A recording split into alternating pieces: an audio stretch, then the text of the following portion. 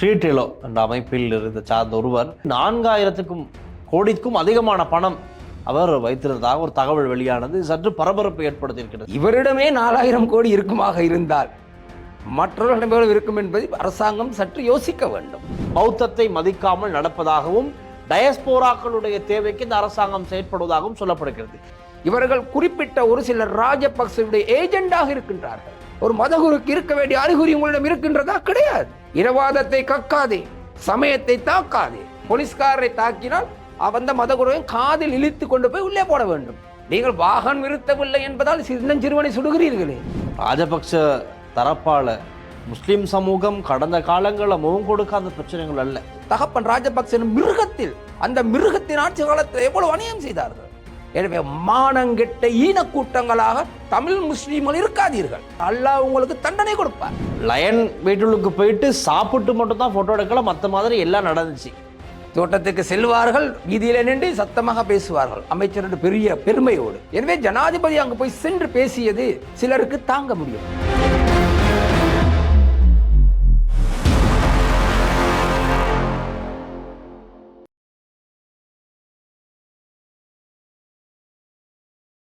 Swiss Berne மாநகரம் ஹூட்வில் நகரில் உங்களுக்கான கனவு இல்ல அபார்ட்மெண்ட் காத்துக் கொண்டிருக்கிறது. அழையுங்கள். லங்கா ஸ்ரீ நேர்களுக்கு வணக்கம். இன்றும் நேருக்கு நேர்காணல் நிகழ்ச்சியினூடாக நான் உங்களை சந்திக்கின்றேன்.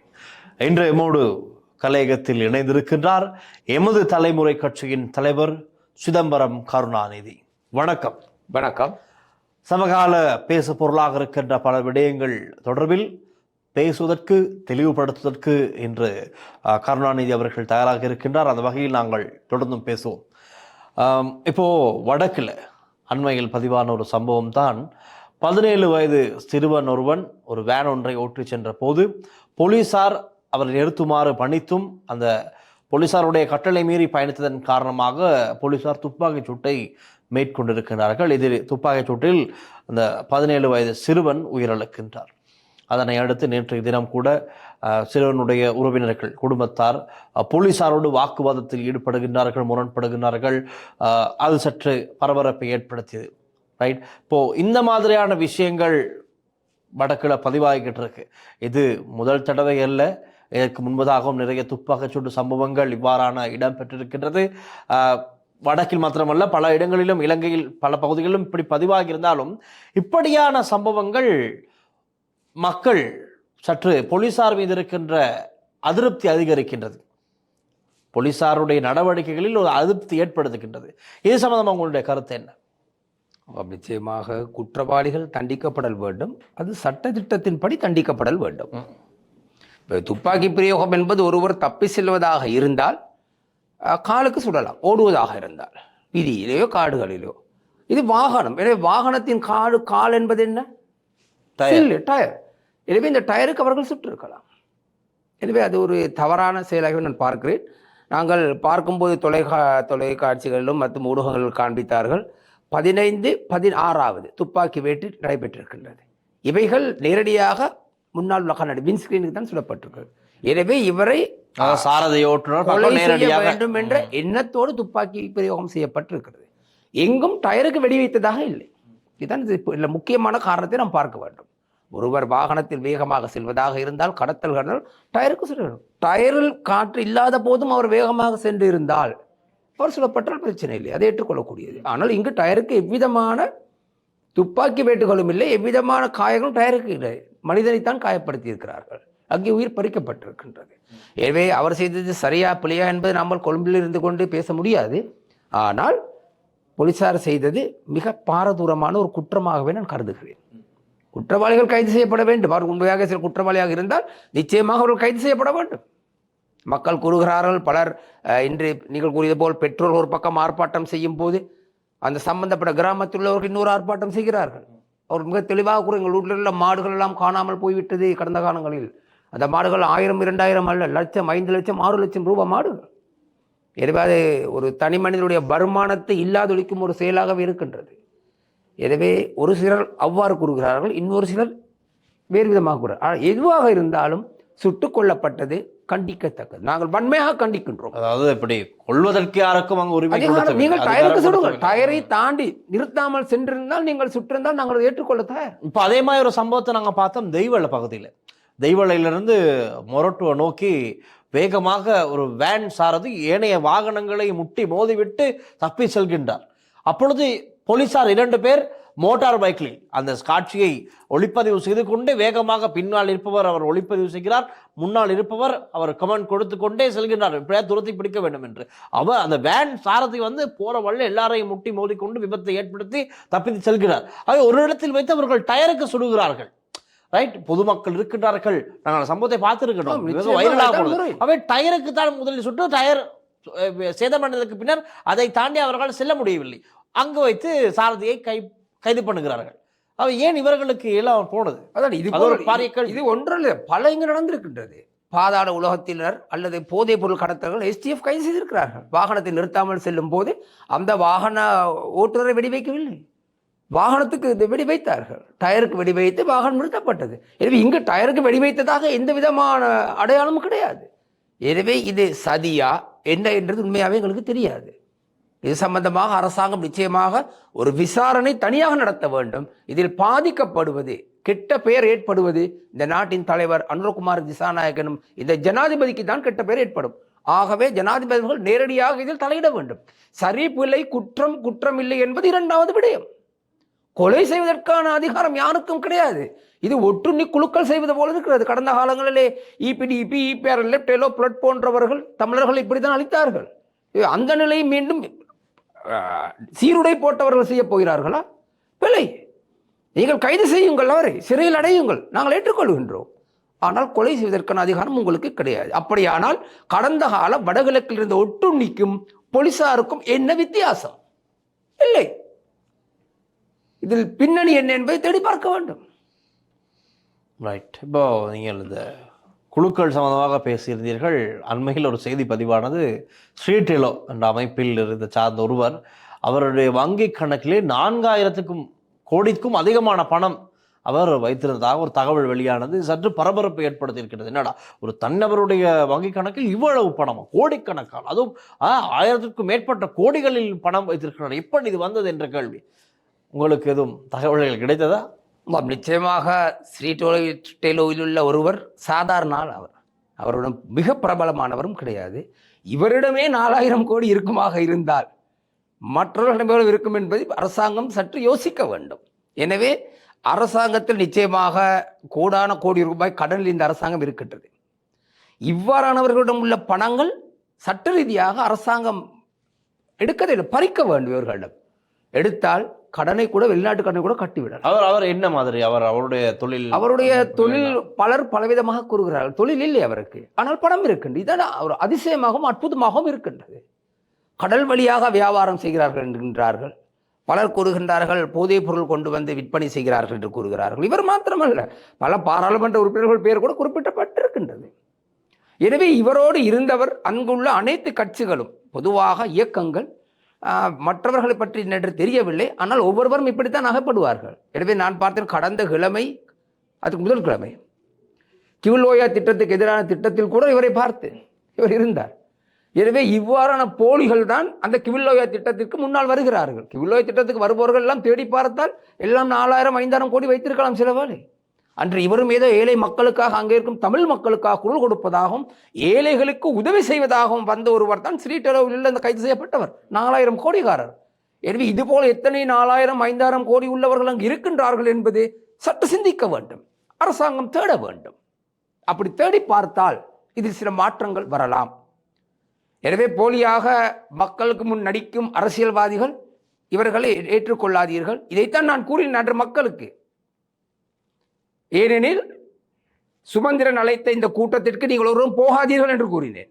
எனவே வந்தவர் யார்? இப்போது நடப்பது என்ன? இதன் திரைமறைவில் அல்லது திரைக்கு பின்னால் இருந்து செயல்படுபவர்கள் யார், செயற்பட வைப்பவர்கள் யார் என்பதை சற்று மக்கள் சிந்தியுங்கள். மக்கள் ஏமாந்து விடாதீர்கள்.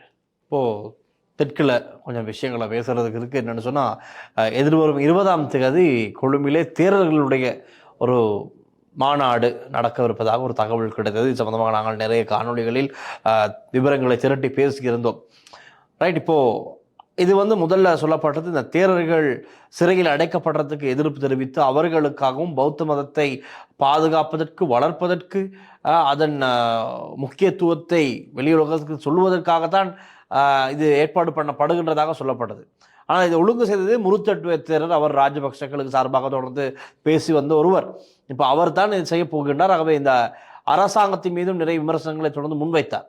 நீங்கள் எப்படி பார்க்குறீங்க? இப்போ இந்த அரசாங்கம் பௌத்தத்தை மதிக்காமல் நடப்பதாகவும் டயஸ்போராக்களுடைய தேவைக்கு இந்த அரசாங்கம் செயற்படுவதாகவும் சொல்லப்படுகிறது. இந்த கருத்தை நீங்க எப்படி பார்க்குறீங்க?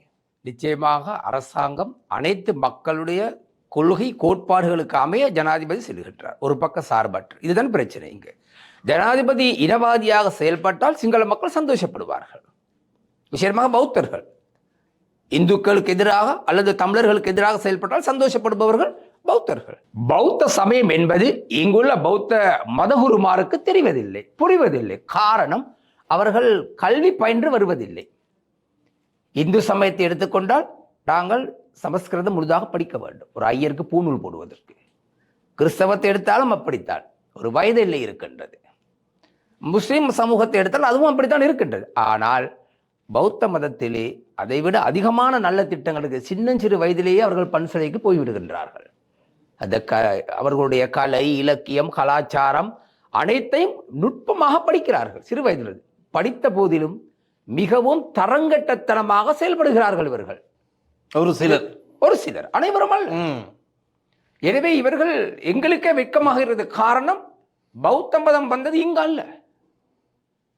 நீங்கள் டயஸ்போராவுக்கு ஜனாதிபதி ஆதரவளிக்கிறார் என்று சில தீய சக்திகளும் அரசியல்வாதிகளும், தோல்வியுற்ற அரசியல்வாதிகள், தூக்கெறியப்பட்ட அரசியல்வாதிகள், இவர்களோடு சில மதகுருகளும் பேசுகின்றார்கள். பௌத்த மதகுருகள், நன்றாக ஞாபகம் வைத்துக் கொள்ளுங்கள், உங்களுக்கு சமயம் கொடுத்தது நாங்கள் இந்துக்கள். அவர் தமிழர்களுக்கோ இந்துக்களுக்கோ ஜனாதிபதி ஆதரவளிக்கவில்லை. அவர் நேர்மையாக நடக்கின்றார். இந்த மதகுருமார் எதிர்பார்ப்பது என்ன? இங்குள்ள தமிழர்களுக்கு எதிராக இந்த நாட்டில் உள்ள தலைவர்கள் ஜனாதிபதி செயல்பட்டால் அவர் நல்லவர், அனைத்து சமூகத்தையும் ஒரே மாதிரி வழிநடத்துவதாக இருந்தால் இவர்களுக்கு பிடிப்பதில்லை. இதுதான் காரணம். இங்கே டயஸ்போரா கிடையாது, யாரும் கிடையாது, ஜனாதிபதி யாருக்கும் அடிமையும் இல்லை. அதற்காக நாங்கள் அரசாங்கமும் இல்லை, அரசாங்கத்துக்கு ஆதரவாகவும் இல்லை. தமிழ் சமூகத்துக்கு யார் ஆதரவு அளிக்கின்றார்களோ அவர்களுக்கு நாங்கள் ஆதரவு. அவர்கள் மனிதர்கள். எனவே இவ்வாறான நிலையில் தான் இவர்கள் தவறாக புரிந்து கொள்ளவில்லை மதகுருகள். இவர்கள் குறிப்பிட்ட ஒரு சிலர் ராஜபக்சேவுடைய ஏஜெண்டாக இருக்கின்றார்கள். எனவே ராஜபக்சேயை காப்பாற்றுவதற்காகவும் எதிர்வரும் காலங்களிலே ராஜபக்சேக்கு சிறை செல்லாமல் இருக்க வெள்ளம் வரும் முன் அணை கட்டுங்கள் என்பது கூறுவது போல் இவர்கள் தயாராகி கொண்டிருக்கின்றார்கள். எனவே மதகுருமார் தெரிந்து கொள்ளுங்கள், புத்தன் எப்படி உங்களுக்கு போதனை செய்தார். அவர் உங்களைப் போல் ரவுடியைப் போல் சிவுரை தூக்கி கொண்டு வீதியிலே அலையவில்லை, தெமலா என்று கத்தவில்லை, அல்லது தமிழர்களை வெட்டுவோம் தெமலு மறந்தோன் என்று அவர் சொல்லவில்லை மதகுரு. எனவே அவ்வாறாக புத்தனை நீங்கள் பின்பற்றுவதாக இருந்தால் நீங்கள் புத்தனை போல் இருங்கள், அல்லது உங்களுடைய கொள்கை கோட்பாடுகளை மாற்றிவிட்டு உங்கள் ஆடைகளை மாற்றிக்கொள்ளுங்கள், ஆர்மி யூனிஃபார்ம் போட்டுக்கொள்ளுங்கள், அல்லது தீவிரவாதிகளின் ஆடைகள் ஏதாவது இருந்தால் அதை நீங்கள் போட்டுக்கொள்ளுங்கள். மதகுருக்கு தேவையான ஆடைகளை, மிக அழகான அந்த புனிதமான புத்தனுடைய போதனையின் கீழ் அந்த ஆடையை அணிந்து கொண்டு ரவுடியை போல் தயவு செய்து செயல்படாதீர்கள். இது ஒரு கேவலமான செயல். நான் வெட்கப்படுகிறேன். காரணம், நாங்கள் கொடுத்த புத்தன் ஐயா உங்களுக்கு எங்கள் இந்து சமயத்திலிருந்து வந்தவர் சித்தார்த்தன். அந்த சித்தார்த்தன் கொள்கை கோட்பாடுகளை ஏற்று நட, அல்லது தயவு செய்து பன்சலையை விட்டு வெளியேறுங்கள். நீங்களும் ரவுடியாக வெளியே வாருங்கள், ரவுடியை போல் நடங்கள். ஒரு மதகுருக்கு இருக்க வேண்டிய அறிகுறி உங்களிடம் இருக்கின்றதா? கிடையாது. இனவாதத்தை கக்காதே, சமயத்தை தாக்காதே. இதுதான் என்னுடைய உங்களுக்கு நான் கூற வேண்டியது. வெளிநாடுகளிலே பாருங்கள், மதகுருகள் எவ்வளவு அமைதியாக செல்கிறார். நீங்கள் போராட்டம் நடத்துங்கள், எவ்விதமான சத்தமும் அல்லாமல் அழகாக பதாதைகள் பிடித்து செல்லுங்கள், நேரடியாக போய் ஜனாதிபதியை சந்தியுங்கள். ஒரு மதகுரு என்பவர் யார்? அந்த மதகுருவை பார்த்துத்தான் நாங்கள் பழக வேண்டும், வளர வேண்டும், வாழ வேண்டும். எனவே நீங்கள் ரவுடியை போல் வீதியிலே இருந்து கத்தினால் உங்களை பின்பற்றும் சமூகத்தினர், உங்கள் சமயத்தினரும் அவ்வாறு தான் ரவுடியை போல் வாழ வேண்டிய ஒரு சூழ்நிலைக்கு வரலாம். இப்போ இங்கே போலீஸ்காரர்களையும் தாக்குற தேர்தல்கள் இருக்காங்க. நிச்சயமாக அது நிச்சயமாக அரசாங்கத்தின் மீது மிக தவறு. போலீஸ்காரரை தாக்கினால் அந்த மதகுருவையும் காதில் இழுத்து கொண்டு போய் உள்ளே போட வேண்டும். நீங்கள் வாகனம் நிறுத்தவில்லை என்பதால் சிறுவனை சுடுகிறீர்களே, உங்களை தாக்குபவனை ஏன் பார்த்துக் கொண்டு அவரையும் சுடுங்கள். நீங்கள் ஏன் துப்பாக்கி குண்டு இல்லையா? குண்டு போகாதா, பாயாது? அவரின் உடம்பெல்லாம் பிளட் ஃப்ளூவா? அல்லது அவரை இழுத்து சிறையில் அடை. சமூகத்துக்கு, ஒவ்வொரு சமூகத்துக்கும் ஒவ்வொரு நீதி கிடையாது. நீதி என்பது அனைவருக்கும் ஒன்றாக இருக்க வேண்டும். நாட்டில் நீதியை பற்றி பேச வேண்டுமே எக்காரணம் கொண்டு அநீதியை பற்றி பேசக்கூடாது. காரணம், இந்த நாட்டில் அநீதி நடக்கக்கூடாது. இதுவே என்னுடைய எதிர்பார்ப்பு. ரைட். இந்த நிலையில் எங்களுக்கு கடந்த வாரம் இன்னொரு விஷயம் பேசு பொருளானது. அதாவது நாமல் ராஜபக்ஷ இவர் ஒரு முஸ்லீம் மதரசா பட்டமளிப்பு விழாவுக்கு செல்கின்றார். அப்போ அந்த விடயம் சோஷியல் மீடியாவில் ரொம்ப பரபரப்பாக பேசப்பட்டுச்சு. இப்போது ராஜபக்ஷ தரப்பால் முஸ்லீம் சமூகம் கடந்த காலங்களில் முகம் கொடுக்காத பிரச்சனைகள் அல்ல. கொரோனா காலங்களில் அவங்களுடைய மத நம்பிக்கையில் கை வச்சாங்க, அவங்களுடைய சடலங்களை எரிக்கிறதுக்கு ஏற்பாடு இவங்க தான் எல்லாமே பண்ணாங்க. இப்போ இவங்க வேணான்னு சொல்லும் போதும் முஸ்லீம்களுடைய சடலங்கள் எரிக்கப்பட்டது. அது மாத்திரமல்லாமல் அதுக்கு முதல் நிறைய கலவரங்கள், முஸ்லீம்களுக்கு எதிரான ஒரு காரசாரமான பதிவுகள், தாக்குதல்கள், இப்படி பலவற்றை செய்தும் இப்போ அண்மையில் ஒரு நிகழ்வுக்கு இவர் போகிறார், திஹாரிய அங்கே பகுதியில் நடந்த விஷயத்துக்கு. இப்போ இது சம்பந்தமாக சோஷியல் மீடியாவில் நிறைய வாத பிரதிவாதங்கள் இடம்பெற்று கொண்டிருக்கு. இப்போ இன்றைக்கி ஞானசார தேரர் கூட அது சம்மந்தமாக அவர் பேசியிருக்காரு. என்னென்னா, அவர் போனது சரி, அதாவது இது ஏன் எதிர்ப்பு தெரிவிக்கிறாங்கன்னு சொன்னால், இப்போது இருக்க அரசாங்கத்தில் முக்கியமாக முஸ்லீம் அமைச்சராக இருக்கார் முனீர் முலஃபர், அவர் இந்த வக்ஃப் போர்டில் தெரிவு செய்யப்படுறவங்களுக்கு அவர் ஏற்றுக்கல, அதனால இவங்க கொடுத்த லிஸ்ட்டை அவங்க ஏற்றுக்காதனால அவர் கோபத்தில் அதுக்கு போகலை அப்படிங்கிற மாதிரி எதோ கதைக்கிறார். இப்போ திரும்ப ஞானசார தேர்லாம் வாராங்க, பிரதான வேலைக்கு வாராங்க, இப்போ பேசுகிறதுக்கு அரசாங்கத்துக்கு எதிரான கருத்துக்களை முன் வச்சுக்கிட்டு வாராங்க. இப்போ நீங்கள் இதை எப்படி பார்க்குறீங்க? இதை பற்றி எதுவும் கருத்துக்கள் இருக்கா? நம்ம நிச்சயமாக ஒரு சமய சம்பந்தமாக நிகழ்வுகளுக்கு அந்த சமயத்தில் உள்ளவர்களை தான் கூப்பிட வேண்டும். இப்போ ஒரு டான்ஸ் ப்ரோக்ராமாக இருந்தால் அங்கு வரும் பிரதம அதிதிகள் அல்லது சிறப்பு அதிதி நிச்சயமாக டான்ஸாக இருக்கணும். என்னை அழைத்தார்கள், நான் டான்ஸ் மாஸ்டர், என்னை அழைத்தால் நான் போனேன். கராட்டிக்கு கூப்பிடுவார்கள், அங்கே நான் போவேன் சிறப்பு விருந்தினர் அல்லது பிரதம அதிதியாக போன காரணம் எனக்கு அந்த கலையை தெரியும். எனவே இங்கு சிலர் எதுவுமே தெரியாமல் ஏதோ அழைக்கிறார்கள் என்பதற்காகவும் சிலர் பணம் கொடுத்து தன்னை அழையுங்கள் என்று கூறுபவர்களும் இருக்கிறார்கள், அப்படிப்பட்டவர்களும் இருக்கிறார்கள். எனவே அவர்கள் அங்கு சென்று நாட்காலியை சூடாகி கொண்டிருப்பதை எங்களால் பார்க்க முடிகின்றது. ஒவ்வொரு சமயமும் தெரிந்து கொள்ளுங்கள், உங்களுடைய சமயத்தில் கோட்பாடுகள் இருக்கின்றன. எனவே சமய சார்பாக சமயத்தில் உள்ள தலைவர்களை, சமயத்தில் உள்ளவர்களை அழையுங்கள். என்ன இந்தியாவில் ஒரு நிகழ்வுக்கு ஒருவர் அழைத்தார். இந்தியாவிலே முள்ளிவாய்க்கால் இருக்கிறது, உங்களுக்கு தெரியும். அங்கே நிகழ்வுக்கு அழைத்தார். அந்த நிகழ்ச்சியில் நான் செல்வதற்கு இருக்கும் போது கேள்விப்பட்டேன் சிவாஜிலிங்கம் வருவதாக. ஆகவே நான் செல்லவில்லை. காரணம், சிவாஜிலிங்கம் என்பவன் தெலு இயக்கத்திலிருந்து தமிழ் மக்களுக்கு இன்னலா அநியாயம் செய்த ஒரு துரோகி. இப்போது அவன் தமிழ் தேசிய கூட்டமைப்போடு சேர்ந்ததால் அவன் ஒன்றும் பாவ மன்னிப்பு கொடுப்பது இங்கே யாரும் இயேசு கிறிஸ்து கிடையாது. அவன் துரோகிதான். எனவே இவர்கள் நாமல் ராஜபக்ச போனதற்கு நான் இருக்கிறேன் சஜித்தின் கட்சியில் உள்ள முஸ்லீம் பாராளுமன்ற உறுப்பினரும் சென்றதாக கேள்விப்பட்டேன். நானாக இருந்தால் நிச்சயமாக நாமல் கலந்து கொள்ளும் நிகழ்ச்சிக்கு ஒரு நாளும் போக மாட்டேன். அவர்கள் தமிழ் சமூகத்தை அழித்தவர்கள், ஒழித்தவர்கள், இல்லாமலாக்கியவர்கள். அதுபோல் முஸ்லிம்களுக்கு எவ்வளவு தொந்தரவு கொடுத்தார்கள், எவ்வளவு அநியாயம் செய்தார்கள் அவர்கள். அவருடைய ஆட்சி காலத்தில் அவருடைய தகப்பன் ராஜபக்ச மிருகத்தில், அந்த மிருகத்தின் ஆட்சி காலத்தில் எவ்வளவு அநியாயம் செய்தார்கள். எனவே மானங்கெட்ட ஈனக்கூட்டங்களாக தமிழ் முஸ்லீம்கள் இருக்காதீர்கள். உங்களுக்கு அதிகாரம் பதவி தேவையாக இருந்தால் அதை நீங்கள் பெற்றுக்கொள்வதற்கு சில திட்டங்கள் வகுங்கள், மக்கள் மத்தியில் செல்லுங்கள். நாமளுக்கு அருகிலே இருந்து படம் பிடிப்பதாலும் நாமளோடு உரசிக்கொண்டு இப்படி பேசிக்கொண்டிருப்பதாலும் உங்களுக்கு நல்ல பேர் கொடுக்க மாட்டார். அல்லாஹ் உங்களுக்கு தண்டனை கொடுப்பார். நாமல் யார்? இவர்கள் நாங்கள் முஸ்லீம்களை பாதுகாக்கிறோம், தமிழர்களை பாதுகாக்கிறோம் என்கின்றார்கள். அப்படியானால் அல்லாஹ் எதற்கு? அல்லாஹ்வின் தொழில் என்ன? அல்லாஹ் தானே கூட பாதுகாக்கிறாரா? அயோக்கிய பயல்களே, அல்லாஹ் தான் பாதுகாக்கின்றார். கிறிஸ்தவர்களை இயேசு கிறிஸ்து முன்னால் அழைத்து செல்கிறேன் என்றார். அப்படியால் இவர்கள் யார்? எங்களுக்கு சிவன் கடவுள் இருக்கின்றார், புத்தன் இருக்கிறார் பௌத்த மக்களுக்கு. எனவே இவர்கள் யாரும் எங்களை காப்பாற்ற, எங்கள் கடவுள் எங்களை காப்பாற்றுகின்றார்.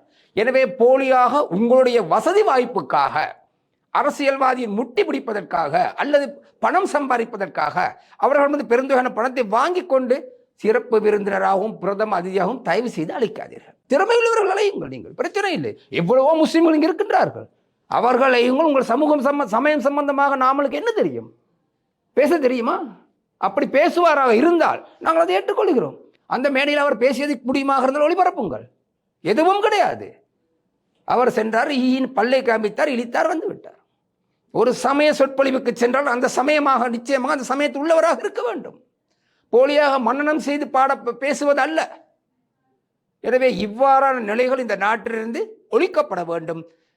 மிகவும் ஒரு தரங்கட்ட செயலாகவே நான் அந்த நிகழ்ச்சியை பார்க்கின்றேன். தயவு செய்து இஸ்லாமிய சகோதரர்களை, உங்கள் சமயத்திலே மிக சிறந்த பேச்சாளர்களும் சமூகத்தில் மக்களால் ஏற்றுக்கொள்ளக்கூடிய சமயத்தை அனைத்தும் தெரிந்த ஆயிரக்கணக்கானவர்கள் இருக்கின்றார். அவர்களை அழையுங்கள். மாற்று இனத்தவரை தயவு செய்து மத போதனை சம்பந்தமாக அழைக்காதீர்கள்.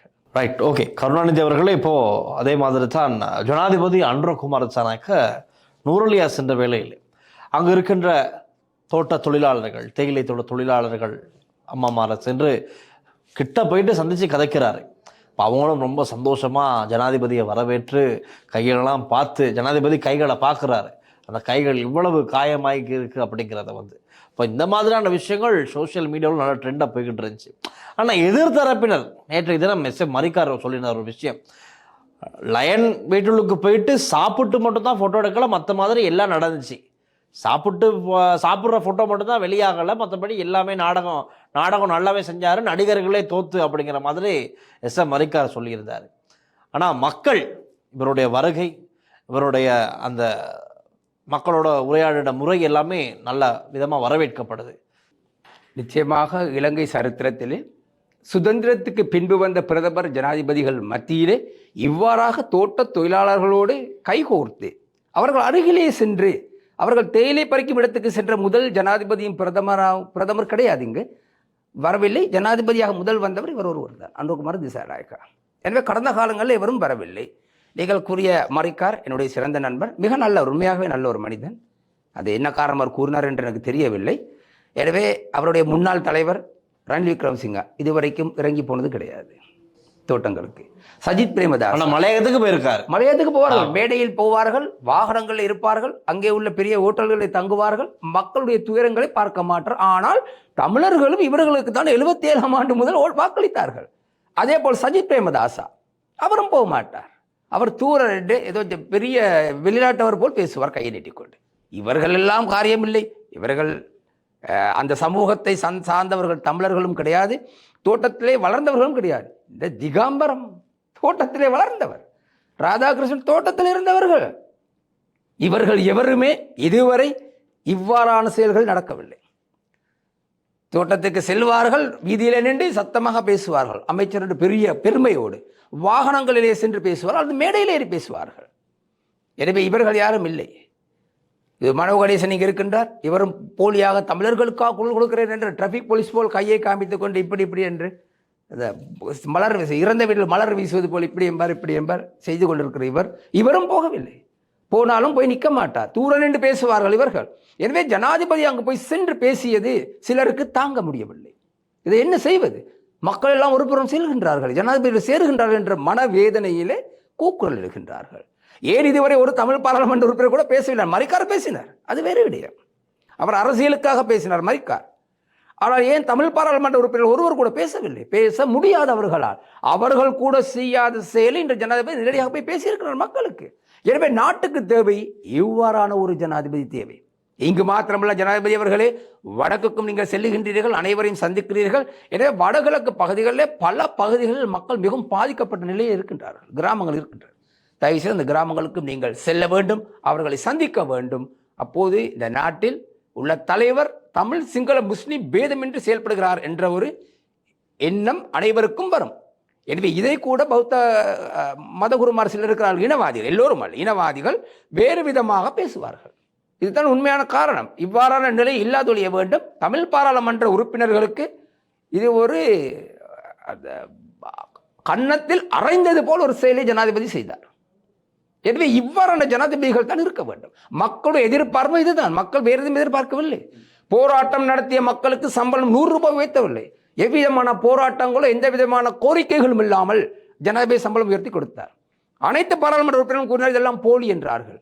இப்போது சம்பளம் உயர்த்தப்பட்ட பின்பு அமைதியாக இருக்கின்றார்கள். இவர்களுக்கு பேசுவதற்கு ஒன்றும் கிடையாது.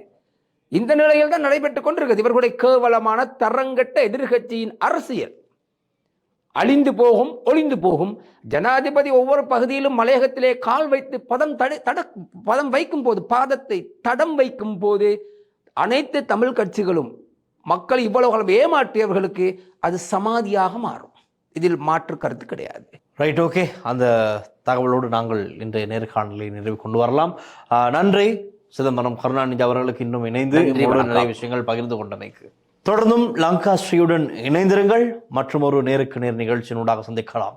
ஒளிப்பதிவாளர் லிசிஹரன் மற்றும் விஜயகுமாருடன் நான் டில்ஷான் மின்சன். நன்றி, வணக்கம்.